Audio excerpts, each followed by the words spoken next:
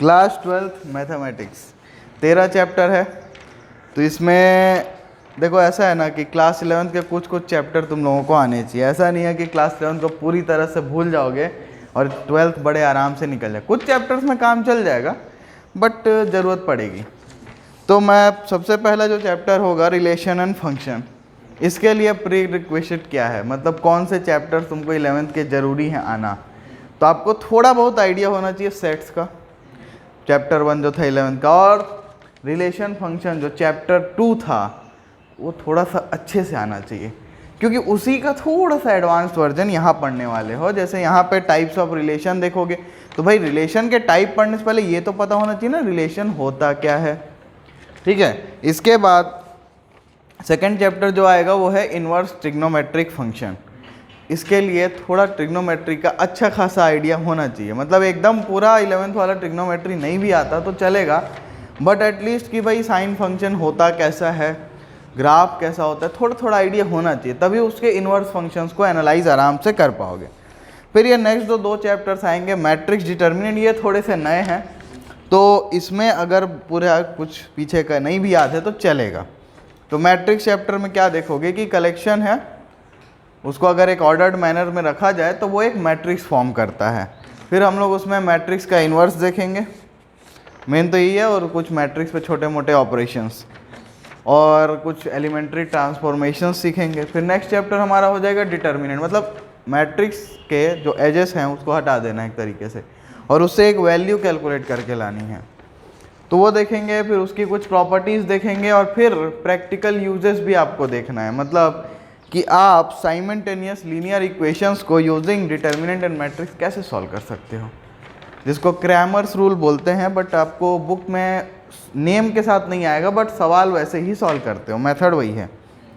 इसके बाद आपका जो नेक्स्ट चैप्टर आएगा कंटिन्यूटी एंड डिफरेंशिएबिलिटी, इसमें जाने के लिए आपको लिमिट्स आना ही चाहिए। अगर आपको लिमिट निकालना ही नहीं आता तो कैसे कंटिन्यूटी प्रूव करोगे भाई। कंटिन्यूअस फंक्शन प्रूव करने के लिए ही आपको right hand limit, left hand limit और फंक्शन की वैल्यू उस पॉइंट पे इक्वल करनी पड़ती है। लिमिट निकालना ही नहीं आता तो कैसे करोगे, तो लिमिट थोड़ा सा सीख लो, पहले से ही सीख लो। नेक्स्ट चैप्टर जो होगा, अच्छा नेक्स्ट चैप्टर जाने से पहले ये देख लेते हैं कि कंटिन्यूटी में क्या देखना है कि फंक्शन कंटिन्यूअस है कि नहीं। अब इसको अगर सिंपल शब्दों में समझना है ना, तो मैं अगर बिना पेन उठाए किसी कर्व को ड्रॉ कर सकता हूँ तो वो कर्व मेरा कंटिन्यूअस होता है। और अगर मुझे पेन उठाना पड़ा, जैसे यहाँ से उठाया इस टाइप से कुछ भी, मतलब अगर मैंने पेन उठा दिया तो फंक्शन मेरा डिसकंटिन्यूअस हो जाएगा। तो इस चीज़ को प्रूव करने के लिए हमको लिमिट का नॉलेज होना जरूरी है। इसके बाद हम देखेंगे डिफरेंशिएबिलिटी। डिफरेंशिएबिलिटी को सिंपल शब्दों में समझो तो डिफरेंशिएशन स्टार्ट करोगे, पहले फर्स्ट प्रिंसिपल से करोगे, फिर फॉर्मूले रटोगे। तो एक्चुअली सारे के सारे जो फॉर्मूले रटते हो वो सारे के सारे डिराइव करोगे फर्स्ट प्रिंसिपल से, कर सकते हो, आसान होता है। इसके बाद डिफरेंशिएशन जो सीखे उसका प्रैक्टिकल यूज़ क्या है भाई, तो डिफरेंशिएशन आपको बताता है रेट ऑफ चेंज, मतलब dy बाई डी एक्स का मतलब क्या होता है। dy बाई डी एक्स का मतलब है rate of change of y with respect to x। तो इसलिए इसमें आपको एप्लीकेशन ऑफ डेरिवेटिव में पूरे के पूरे चैप्टर में सीखना क्या रहेगा, उसमें हम लोग क्या देखेंगे, टेंजेंट एंड नॉर्मल देखेंगे, क्योंकि dy बाई डी एक्स जो है rate of change of y with respect to x, ये अपने को स्लोप भी देता है, लाइन का, कर्व का भी स्लोप देता है ये टेंजेंट का, तो ये देखना है। इसके बाद इसमें मैक्सिमम मिनिमा देखोगे कि भाई कैसे स्लोप के हिसाब से हम मैक्सिमम वैल्यू और मिनिमम वैल्यू फाइंड कर सकते हैं। कुछ इसके प्रैक्टिकल एप्लीकेशंस भी देखोगे, जो वर्ड प्रॉब्लम, जिसमें हालत थोड़ी सी ख़राब हो जाती है, क्योंकि जो क्वेश्चन है वो बड़ा आसान होगा बट उसको पढ़ना है और उसको बस डिकोड करना है इसमें, और आसानी से आंसर्स आ जाएंगे। तो यहाँ तक हमारा जो डिफरेंशिएशन का पार्ट है वो ख़त्म हो जाएगा, डिफरेंशियल कैलकुलस बोल सकते हो इसको, और हम चले जाएंगे इंटीग्रेशन की तरफ, जिसको बोलते हैं इंटीग्रल कैलकुलस। तो इंटीग्रेशन क्या है, डिफरेंशिएशन में आप किसी चीज़ को ना छोटे छोटे पार्ट्स में ब्रेक कर रहे थे, तो इंटीग्रेशन में क्या करने वाले हो, उन छोटे पार्ट्स को सम करने वाले हो एक तरीके से, अगर आसान शब्दों में समझना चाहते हो तो। फिर इंटीग्रेशन देता क्या है, अगर आपके पास कोई कर्व है तो अगर उसको एक पर्टिकुलर वैल्यू से दूसरी पर्टिकुलर वैल्यू तक इंटीग्रेट करोगे तो उस वैल्यू के बीच में जो एरिया अंडर कर्व आएगा वो हमको इंटीग्रेशन से मिलता है। तो इंटीग्रेशन में हम लोग फिर अलग अलग तरीके से इंटीग्रेशन सीखेंगे। पहले देखेंगे कि भाई एंटी डेरिवेटिव से कैसे ले सकते हैं, मतलब जैसे कि हम सिखाएंगे कि dy/dx होता है y is equal to sine x का cos x होता है, मतलब साइन x का डिफ्रेंशिएशन cos x होता है, तो cos x का इंटीग्रेशन माइनस साइन x होगा। तो ये एंटी डेरिवेटिव का तरीके से सीखेंगे, ठीक।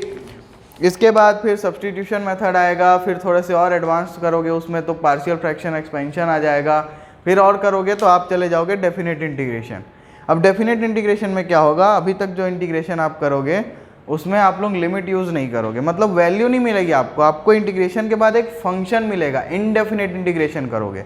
बट अब क्या होगा, डेफिनेट इंटीग्रेशन में आते ही आपको वैल्यू सेट मिलेंगी, अपर लिमिट मिलेगी, लोअर लिमिट मिलेगी, और उसकी वैल्यू आप जैसे ही यूज़ करोगे तो आपको एक वैल्यू मिल जाएगी, फंक्शन की नहीं, पूरे उस पर्टिकुलर एरिया की मिलेगी वैल्यू। तो ये चीज़ जब पूरे थोड़े क्वेश्चंस इस पे प्रैक्टिस कर लोगे तो आप लोग अगले में चले जाओगे नेक्स्ट चैप्टर में, जो कि है एप्लीकेशन ऑफ इंटीग्रल्स। ये चैप्टर बहुत ज़्यादा वास्ट नहीं है, छोटा सा चैप्टर है ये, लेकिन इसमें मेन चीज़ क्या सीखनी है कि आप कैसे इंटीग्रेशन का यूज़ करके एरिया अंडर कर्व फाइंड करोगे, ठीक है।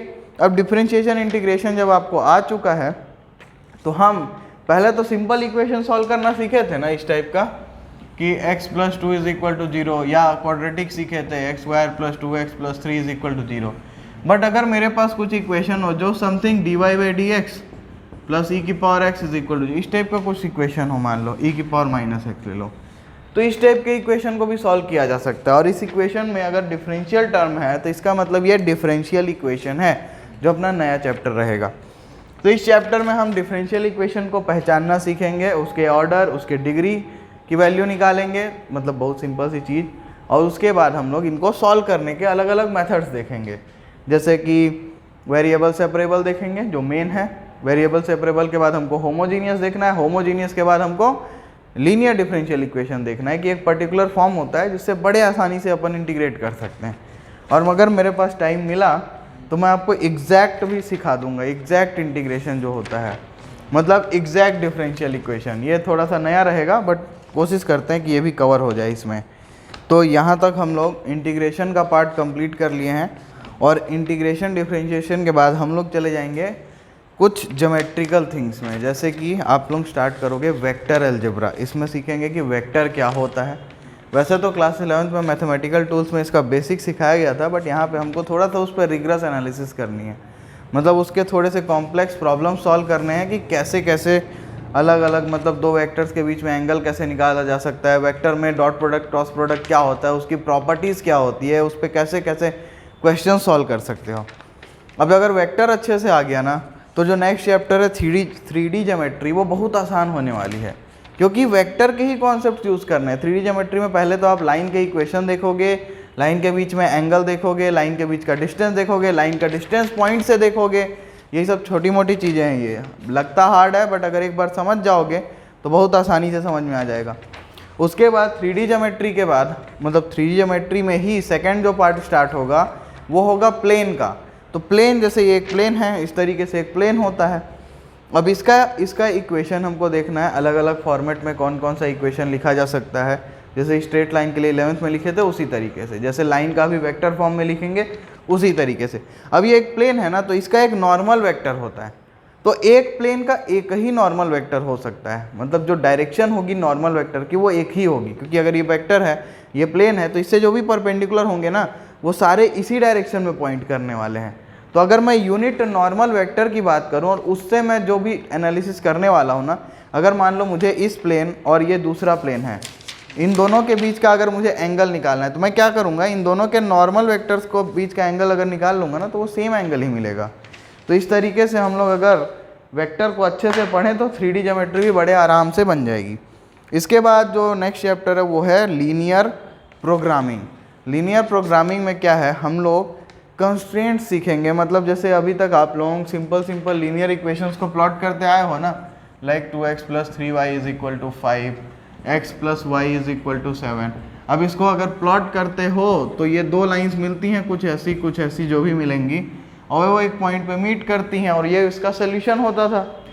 बट यहाँ पे क्या होगा, इस चैप्टर में हम लोग कुछ कंडीशंस पे इस चीज़ को सॉल्व करेंगे, लाइक के 2x + 3y = <50 and x + y = <7। इस टाइप के कुछ कंडीशंस होंगी हमारे पास, तो उसको हम लोग प्लॉट करेंगे, फिर हमको एक रीजन मिलेगा, वो रीजन के कॉर्नर पॉइंट्स पे हमको उस फंक्शन का जो भी हमको किसी चीज़ को दिया जाएगा कि ये चीज़ आपको मैक्सिमाइज़ करनी, लाइक प्रॉफिट मैक्सिमाइज़ करना है, या आप जो सामान ले रहे हो उसमें कॉस्ट मिनिमाइज़ करना है। जैसे आपने चेयर और टेबल लिया तो आपको इतना ही पैसा है, मान लो आपको 5-6 हज़ार रुपये दिए गए, तो उसमें आपको उस मैक्सिमम कितना ले सकते हो, इस टाइप से मैक्सिमाइज़ करना या मिनिमाइज़ करने के क्वेश्चंस मिलेंगे।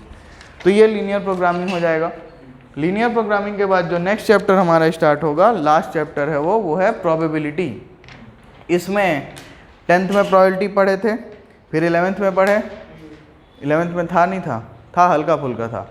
तो उसके बाद 12th में क्या करोगे, उसको थोड़ा सा और आगे जाओगे, मतलब उसमें बेयस थ्योरम देखोगे जो कि है रिवर्स प्रोबेबिलिटी, कंडीशनल प्रोबेबिलिटी देखोगे, और बेयस थ्योरम के बाद प्रोबेबिलिटी डिस्ट्रीब्यूशन देखोगे, रैंडम वेरिएबल देखोगे, और रैंडम वेरिएबल के बाद रैंडम प्रोबेबिलिटी डिस्ट्रीब्यूशन जो अपना बाइनोमियल डिस्ट्रीब्यूशन होता है वो देखना है। तो इस तरीके से हमारा पूरा चैप्टर सिलेबस कंप्लीट हो जाएगा।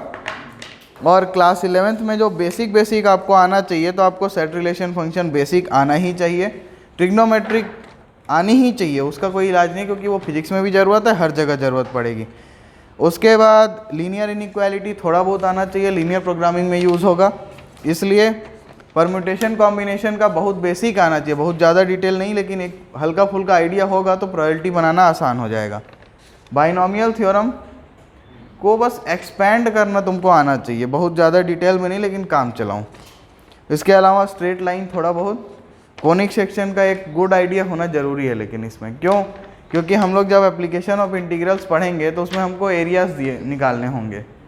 तो अगर आपको कर्व्स का आइडिया ही नहीं होगा कि भाई इलिप्स कैसा होता है, हाइपरबोला कैसा होता है, पैराबोला कैसा होता है, तो ये चैप्टर में दिक्कत आने वाली है। तो इसलिए इस चैप्टर को थोड़ा सा रिवीजन जरूर करें।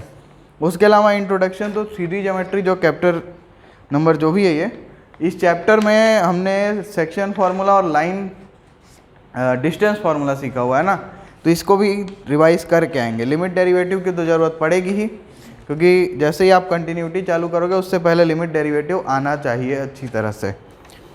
और प्रोबेबिलिटी जो क्लास 11 का है वो, तो ये अपना इंट्रोडक्शन कंप्लीट हो गया।